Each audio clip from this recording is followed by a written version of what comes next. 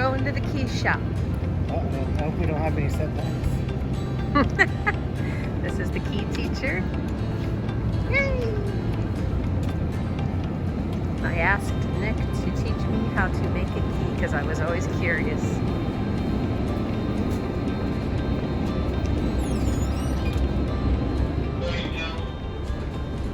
Hi guys! Hi!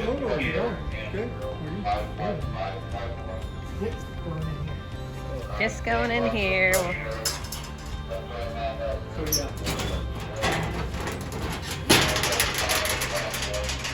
So this is where the magic happens. So that's locked? Was that locked? No, this is open. And what I was saying is, like, these are key blanks that we've had for years and years. They're not under lock and key. They're nothing really special. We really don't use most of them.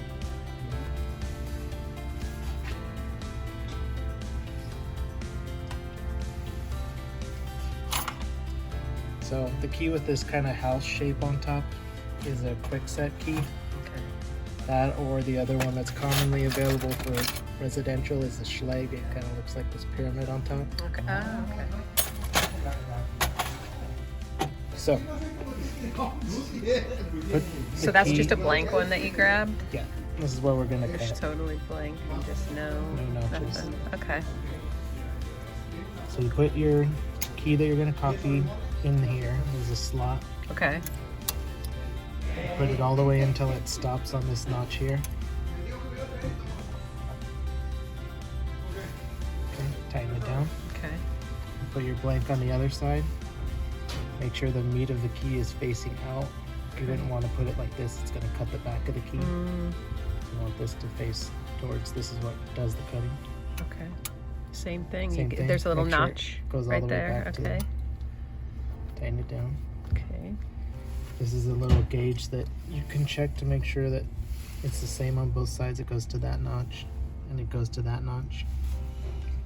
If there's like a little gap here but not here, then you know you need to adjust your keys Okay. and it won't cut right. But these are both in the right position. Tighten it down.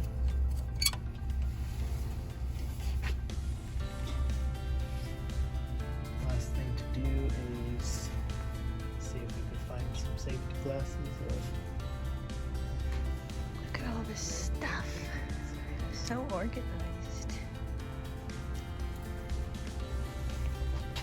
Oh, I have these. Are these good? That could work. Okay, so I'll turn the machine on. Okay. There's this little knob down here. Okay. Gonna push this down a little bit and pull it out, and that'll put the key back to the blade, right? And as you go, this will be up against the blade, and you just run this back and forth. This little finder will get all the grooves on your key that's already made, Okay. and the blade will cut the same grooves in the new key. And you just go back and forth like 3 times, come back, and turn the machine on. You wanna give it a try? No, you do it first. I want to see. Okay. So you pulled the little knob down first.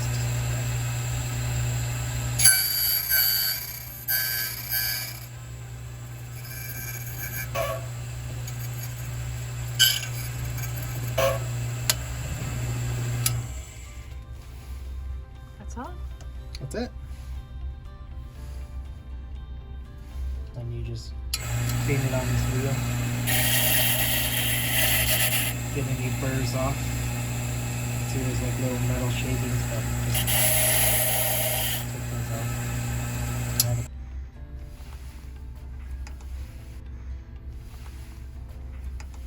That would seem really fast. Yep. Not too bad. Nice. My first attempt was a bit of a fail because I went a little bit beyond when the blade was cutting. I went beyond that notch, and you can kind of see it got a little bit shaved down there. And then on the second attempt, I did not tightened the blank key down so it shifted when I was trying to cut. So it kind of shifted and made that big groove. But then finally on my third attempt, it worked out really well. So DH class. What's N and 9, 8? Are those just different? Do we use those kinds? N class? Different keyways.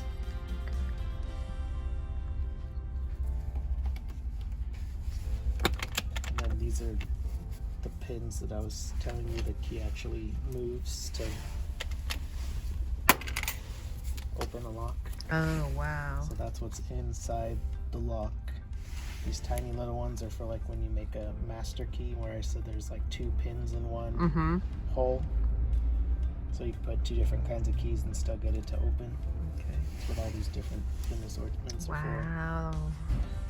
And then every pin has a spring on top to get it to drop back down when you take the key out. And that's what you're kind of fighting against when you put your key in. All the springs going in place to make it line up so you can turn the lock. So when a lock's not working, someone reports that a lock isn't working, it's usually because one of these pins are out of whack. Could be, yeah, a pin is fouled up, stuck in place. It's And not then going up we or down. fix it, we open it up and fix that? Take Or- the core.